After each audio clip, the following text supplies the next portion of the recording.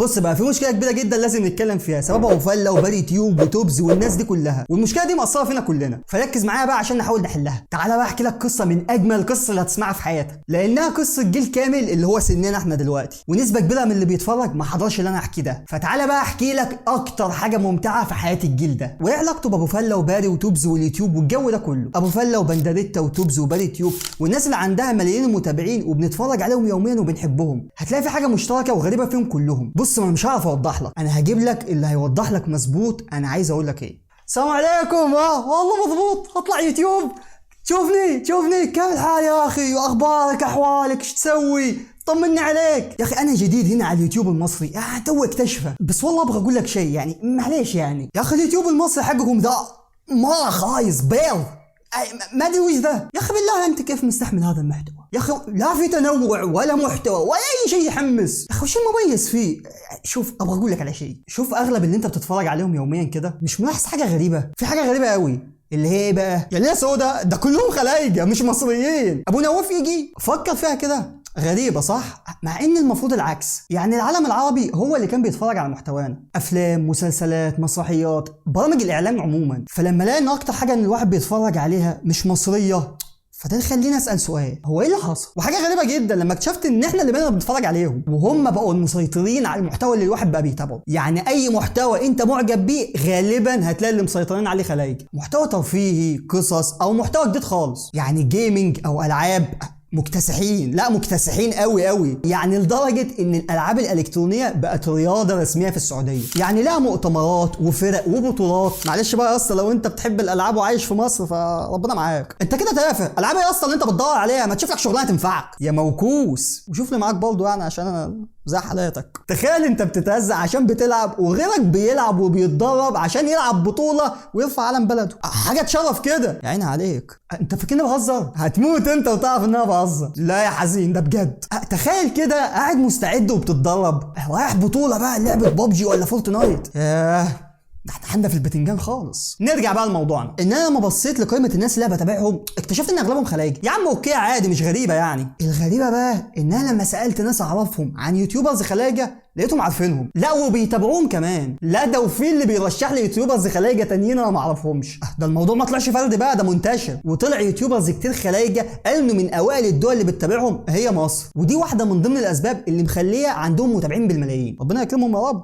انا ما بنقش، لان مش الخليج بس هو اللي بيتفرج عليهم، فهتلاقي قنوات كتير بال10 مليون مشترك يا ولاد المحظوظه. فلما تشوف كده اكيد جه في بالك سؤال طبيعي، ايه ده ما جاش؟ مش مهم، انا بقى جه في بالي سؤال مهم، هو ليه المحتوى الخليجي احسن بكتير من المحتوى المصري؟ وعشان نجاوب على السؤال ده محتاجين ناخد كام خطوه بقى لورا. فكره المحتوى نفسه اللي هو ان انا اتفرج على حاجه، يعني اي حاجه، مسلسلات، افلام، كوره، مسرحيات، اي حاجه. بدايه الصناعه دي كانت من زمان، يعني تقريبا من الاربعينات، ومنذ ظهورها ومصر دخلت في الصناعه دي بقوتها. افلام، مسلسلات، مسرحيات، كل حاجه دوسنا فيها، وكان لينا بصمه مميزه جدا في الصناعه دي. يعني بص كده على افلام زمان، ده بيقول لك ياه دي افلام الزمن الجميل، يوسف وهبي، اسماعيل ياسين، محمود المليجي، كانت حقبه عظيمه جدا تبين لك قد ايه ان المصريين كانوا جامدين في الصناعه دي. ومع تطور الصناعه دي كنا احنا برضه مواكبين للتطور ده، احنا معاهم من البدايه. يعني ظهر افلام عملنا افلام، مسلسلات عملنا مسلسلات، برامج ماشي. التطور ده بقى فضل شغال لحد ما ظهر مصطلح الاعلان،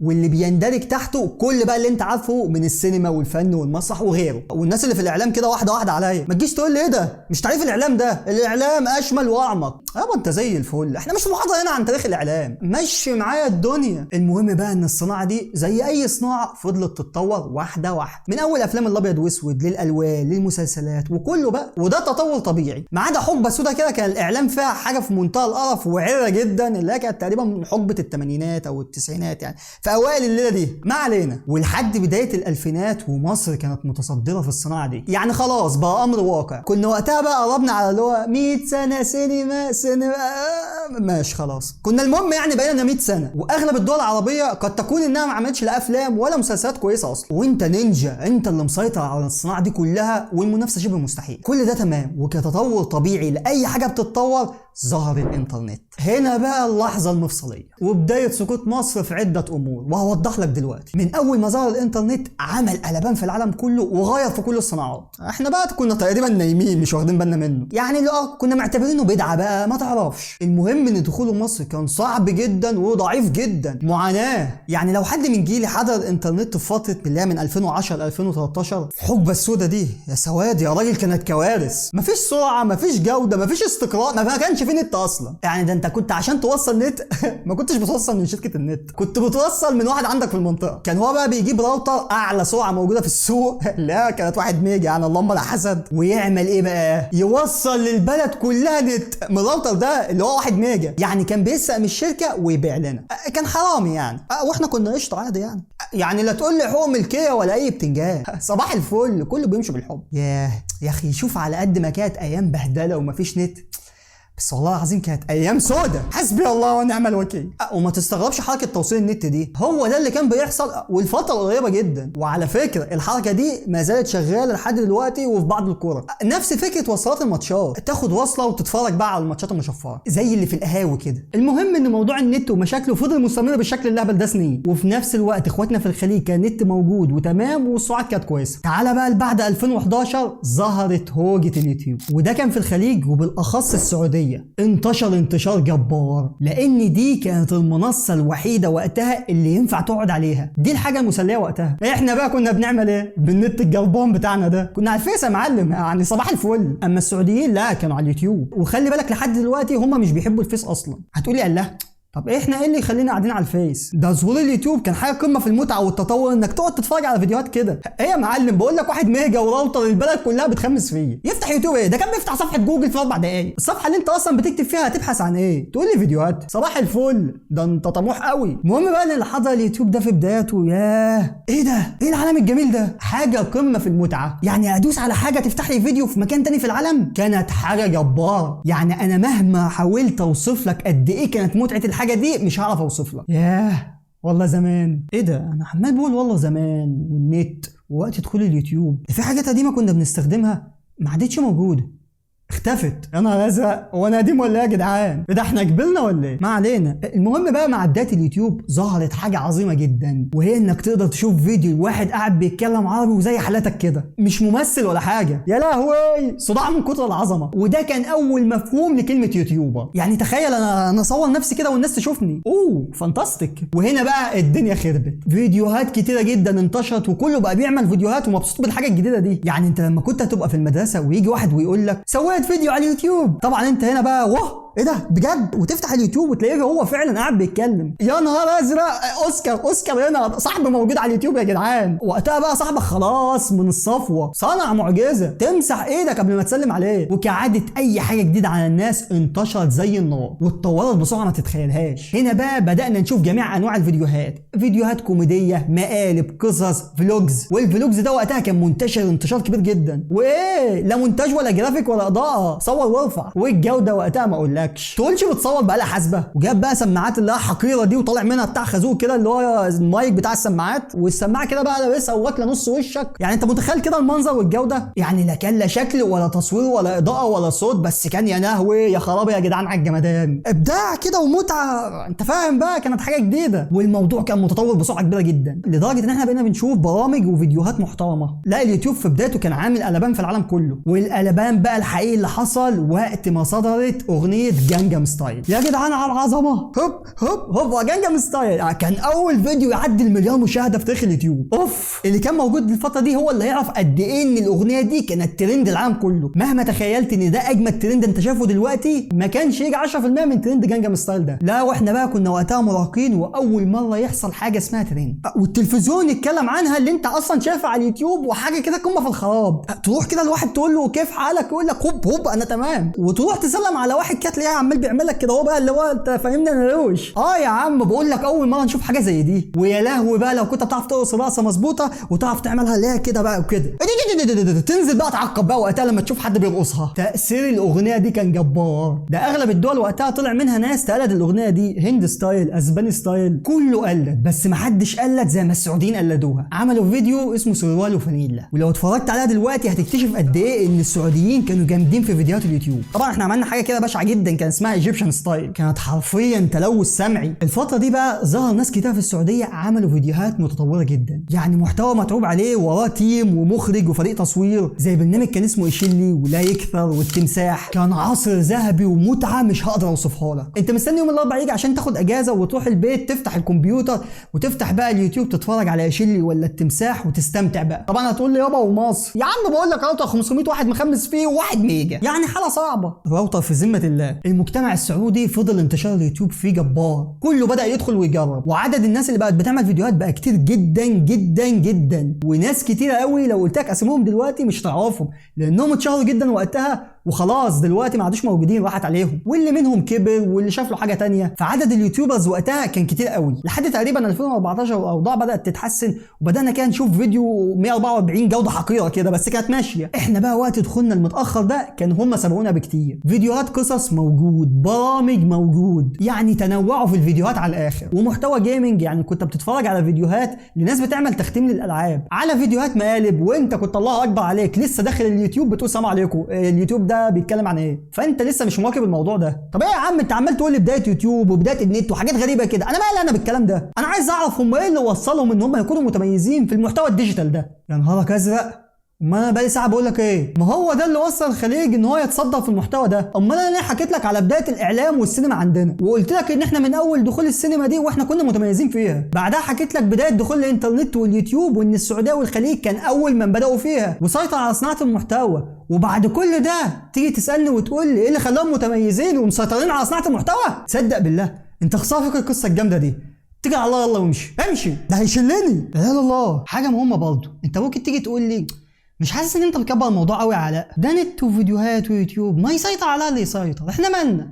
فاثبت عندك. لا مالنا ومالنا قوي. شفت احنا جامدين في صناعه الاعلام ازاي؟ لو جيت سالتك دلوقتي وقلت لك هي فايدتها في ايه، هتقول لي ياه فوائد كتير طبعا، سياسيه اقتصاديه ثقافيا، ده فوائد كتير طبعا. ده كفايه اقتصاديا، دي احدى اقوى ادوات القوى الناعمه. انت اثرت على شعوب كتيره جدا بالفن بتاعك. لو رحت لاي دوله عربيه واتكلمت باللهجه المصريه هتلاقيهم فاهمينك، انت بقى مش هتفهمهم. ليه؟ بسبب الافلام والمسلسلات بتاعتك، فهو اتربى على اللي انت بتصدره له. المشكله بقى ان الفن والاعلام بمفهومه القديم ده بدا يختفي. شوف انت بتقعد قد ايه قدام التلفزيون، في ناس كتيره جدا ما عادتش بتتفرج على التلفزيون وبقت على طول ماسكه التليفون. ده غير بقى الجيل الجديد اللي اصلا شبه ما يعرفش يعني ايه تلفزيون. مجال السينما نفسه اتأثر جامد بسبب التطور الطبيعي وظهور منصات زي واتش ات ونتفليكس وشاهد، فده التطور الطبيعي للاعلام. ولو فضلت مواكب للتطور ده هتفضل مواكب للمميزات اللي بتاخدها منها زي ما قلنا، اقتصاديا سياسيا وغيره. وهنا بقى يجي سؤال مهم، احنا ليه مش قادرين ننافس مع اننا الافضل من حيث الخبره؟ ما هو احنا لما نكون مسيطرين على الميديا من ساعه ما ظهرت الكاميرا بنعمل احسن اعمال الدراميه، كوميديه، ثقافيه، اجتماعيه، كل حاجه. يعني تخيل كده فيلم تيتو ولا مسلسل ونوس ولا فيلم الهوب ولا فيلم الفيل الازرق